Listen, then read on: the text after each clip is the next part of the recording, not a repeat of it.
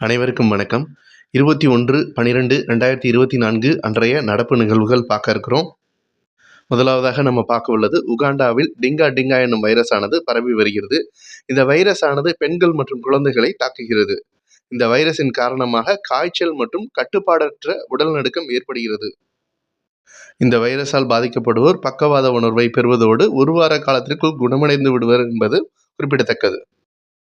அடுத்ததாக நம்ம பார்க்க உள்ளது ஐநாவின் உயரிய விருது, அதாவது ஐநாவின் உயர்ந்த சுற்றுச்சூழல் விருதானது அறிவிக்கப்பட்டுள்ளது.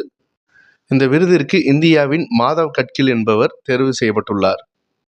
சாம்பியன்ஸ் ஆஃப் தி எர்த் என்று அழைக்கப்படும் இந்த விருது மேற்கு தொடர்ச்சி மலை குறித்த ஆய்வை மேற்கொண்டதற்காக இந்த விருது அவருக்கு வழங்கப்பட்டுள்ளது. அடுத்ததாக நம்ம பார்க்க உள்ளது கன்னியாகுமரியில் திருவள்ளுவர் சிலை வைத்து 25 ஆண்டுகள் நிறைவடைந்ததையொட்டி அவரது சிலைக்கு தமிழக அரசானது பேரறிவு சிலை என பெயர் சூட்டியுள்ளது. நமக்கு தெரியும், ஜனவரி 1, 2000 வள்ளுவர் சிலையானது கன்னியாகுமரியில் திறக்கப்பட்டது. மேலும் தமிழக அரசானது வள்ளுவம் போற்றுவோம் வெள்ளி விழா 25 என்ற லட்சணையையும் வெளியிட்டுள்ளது. நன்றி.